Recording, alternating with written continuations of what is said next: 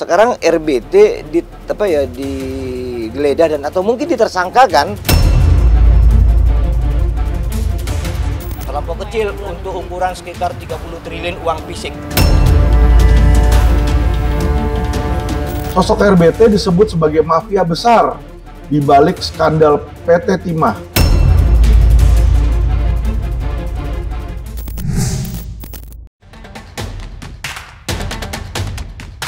Setelah resmi ditetapkan sebagai tersangka dalam kasus PT Timah, nama Harvey Mois tidak pernah sepi dari pemberitaan.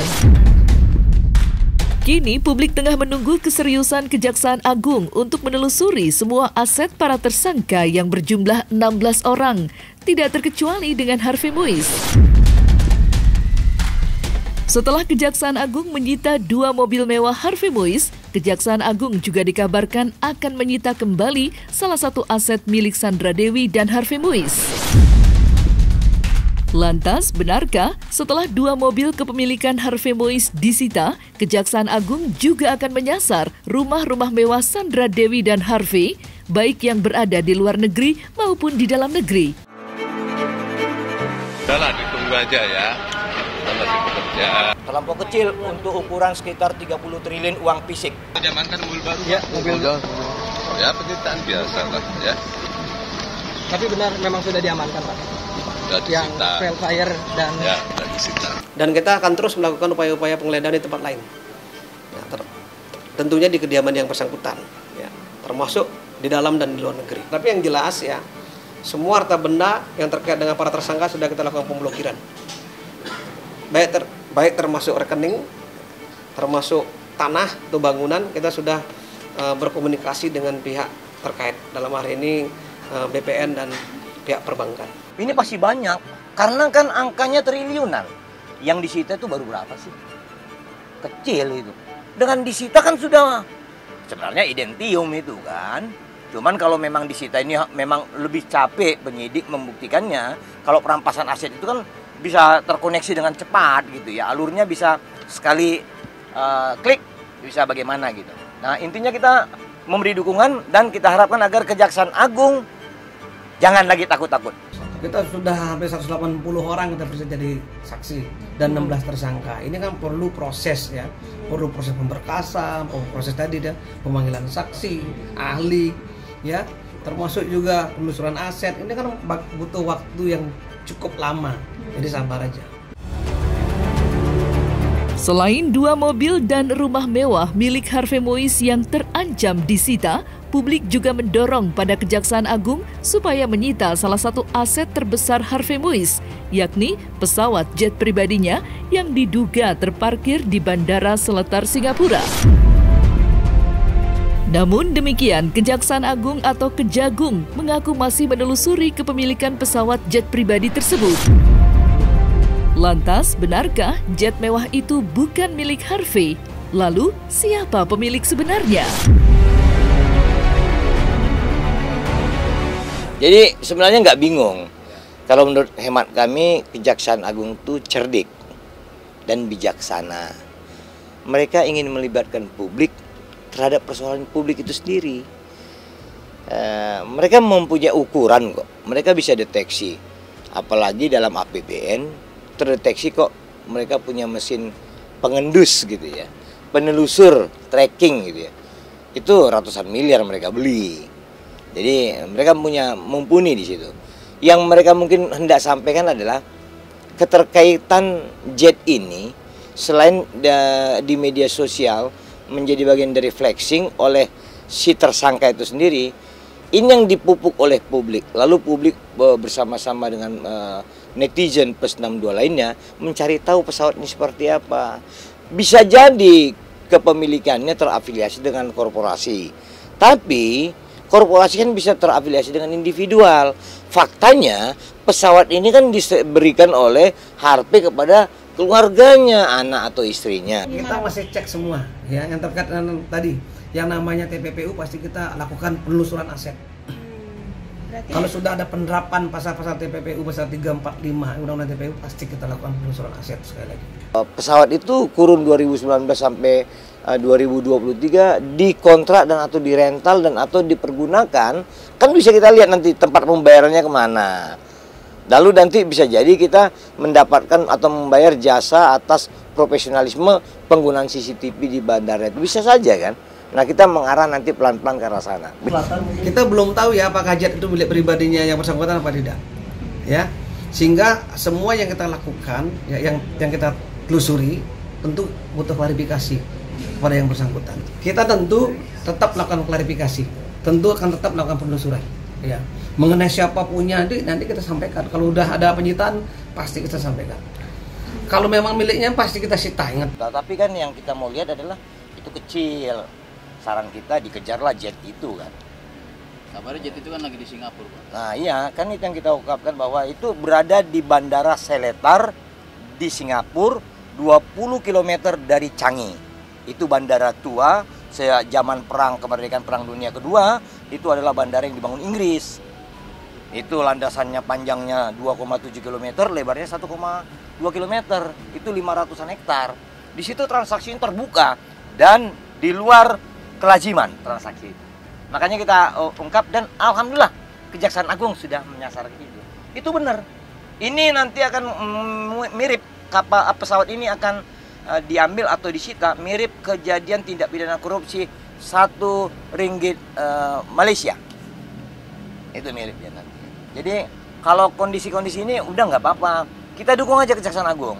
Kita nanti bagaimana berharap agar mungkin ini akan berdampak politik luas. Tetapi Pak Presiden Jokowi kan udah dukung. Tokoh-tokoh negara kan sudah dukung. Pemberantasan korupsi itu harus dihabisin. Tapi kalau masih ada takut-takut sayang juga gitu. Namun kami cermati kan ini pihak Kejaksaan Agung sudah menyita beberapa smelter. Kalau nggak salah sudah 4 disita di smelter itu kan. Nah berarti udah bener ini, udah on the track Kejaksaan Agung. Kita tidak bicara mengenai siapa yang punya potensi, mengenai yang ke depan seperti apa, ya. Kita bicara fakta yang ada pada hari ini. Tidak hanya aset Harvey Mois yang terancam disita, aset milik sang istri Sandra Dewi juga terancam disita.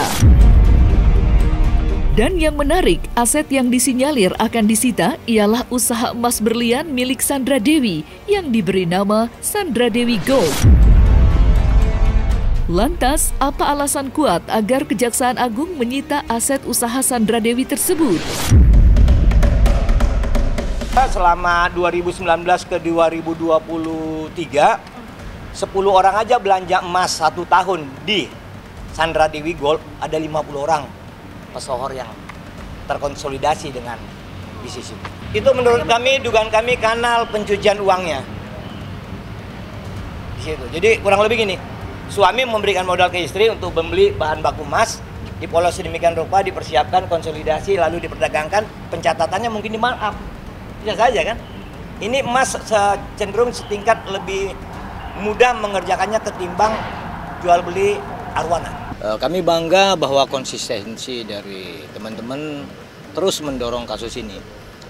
Terkait dengan dugaan bisnis emas milik dari SD yang namanya adalah SD Gold, itu kita kan sudah telisik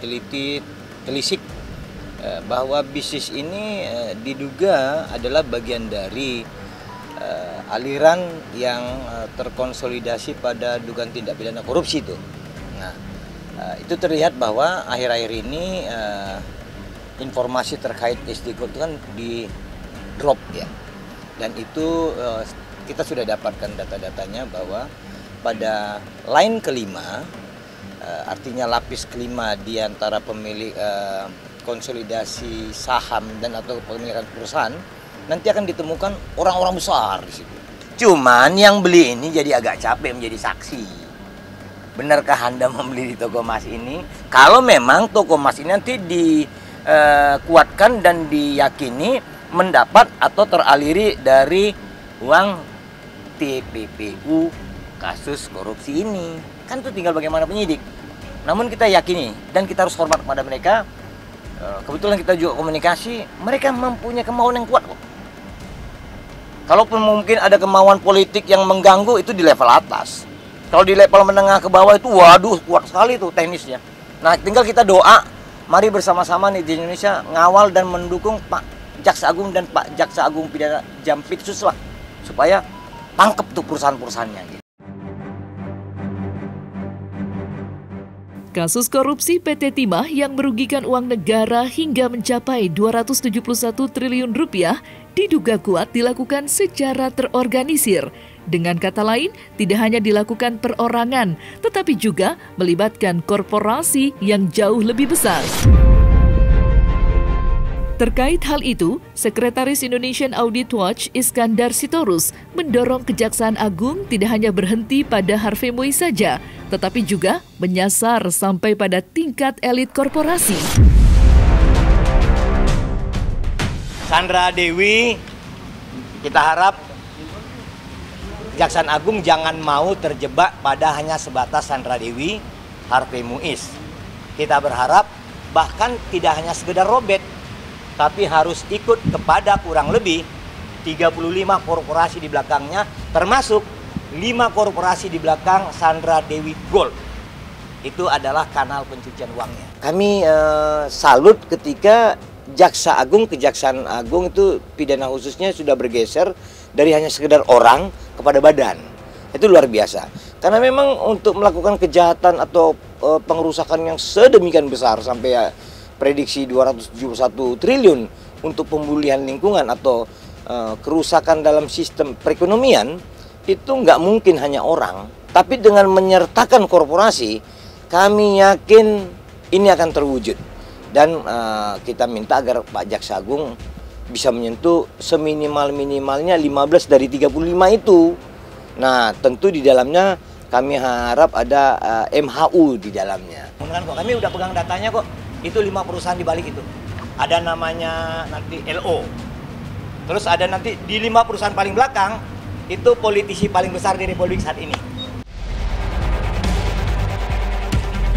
Salah satu perusahaan atau korporasi bisnis tambang yang diduga ikut melakukan tindak kejahatan korupsi dalam perkara komoditas PT Timah ialah perusahaan tambang milik Robert Priantono Bono Susatyo atau RBT. Dan baru-baru ini, Kejaksaan Agung, dalam hal ini tim penyidik dan tim Badan Pemulihan Aset, melakukan penyitaan terhadap sejumlah aset milik PT RBT. Di antaranya ialah alat berat dan alat pemurnian biji timah. Di saat Kejaksaan Agung melakukan aksi penggeledahan atas perusahaan RBT, sang pemilik RBS yang semula dikaitkan sebagai pemilik PT tersebut mendadak hilang. Sementara kuasa hukum RBS, Haris Arthur Heda, dengan tegas membantah keterlibatan RBS dalam proyek tersebut. Menurutnya, kerjasama antara PT Revinet Bangkatin dengan PT Timah sudah berlangsung sejak tahun 2018 hingga pertengahan tahun 2020. Kerjasama itu tertulis secara legal antara Direktur Utama PT RBT Suparta dengan PT Timah Tbk. Mereka kerjasama dan ada surat izinnya yang ditandatangani langsung oleh Pak Suparta, ujar Haris seperti dikutip dari Tempo. Haris Arthur Heda, yang juga kuasa hukum Harvey Mois, secara tegas membantah kedua kliennya tidak terlibat dalam perkara kasus PT Timah yang belakangan ini sedang menjadi sorotan. Pak Harvey dan Pak RBS tidak pernah menyentuh bisnis di PT Timah. Menyentuh saja tidak, apalagi mengambil keuntungan. Ujar Haris dikutip dari Tempo.co.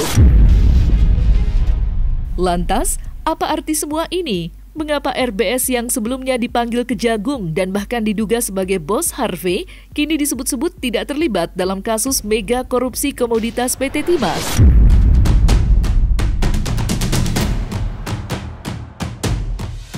Jangan ngibul lah gitu ya. Saran kami jangan berkata yang sebaliknya. Nanti penyidik bisa marah.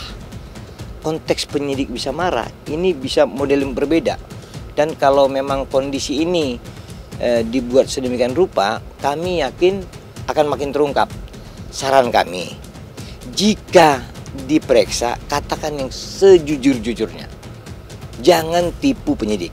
sudah ada 4 smelter yang disegel atau katakan di polis line istilahnya, di tutup mereka dan atau dikonsolidasi mereka untuk di bawah pengawasan dalam konteks penyidikan ini, begitu dia. Sekarang RBT digeledah dan atau mungkin ditersangkakan, semoga saja bahwa beberapa perusahaan yang memang sudah diduga orang-orangnya atau CEO atau BOD-nya, boardnya itu ikut melakukan kejahatan, sebaiknya perusahaan itu ditersangkakan saja, layaknya RBT hari ini. Ketika penyidik bisa membuktikan bahwa ada RBS di dalam konsolidasi atau seminimal-minimalnya penerima manfaat atau seminimal-minimalnya mendapat dan pada tempat follow the money dalam konteks RBT.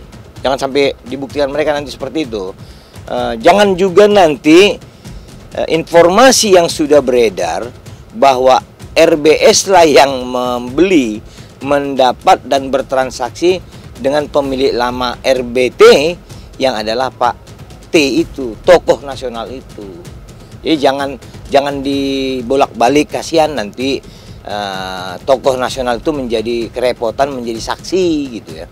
Apalagi tokoh nasional itu sudah pernah menjadi dipanggil waktu oleh DPR RI kan, jangan sampai beliau dipanggil lagi oleh kejaksaan hanya karena ketidakjujuran yang dipanggil oleh pihak kejaksaan ini. Penyidik itu kita kuatkan untuk membuka kejahatan korporasi pada tindak pidana korupsi di IUP PT Timah Tbk, begitu dia. Di tempat terpisah, praktisi hukum Alfian Lim mempertanyakan sikap Kejaksaan Agung yang belum menahan RBS, mengingat namanya kerap warawiri dalam sejumlah kasus besar.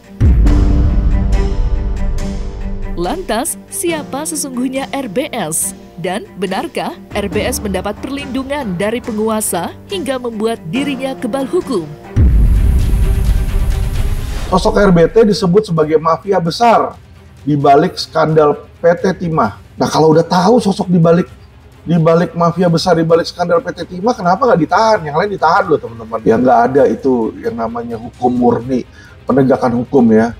Baik itu kepolisian, kejaksaan, ataupun kehakiman, teman-teman. Ya, karena kenapa? Di sini kita lihat ada tebang pilih. Ada yang terlibat langsung ditahan, ada yang nggak ditahan di sini, teman-teman ya.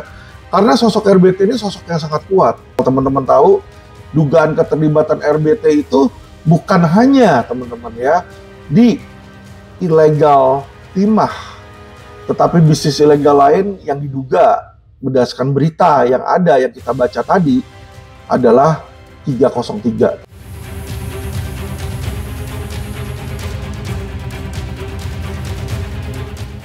Nah, selesai sudah Cumi Lovers. Saksikan terus Cumi Camp In-Depth, kabar lengkap, mendalam, dan akurat dari narasumber terpercaya.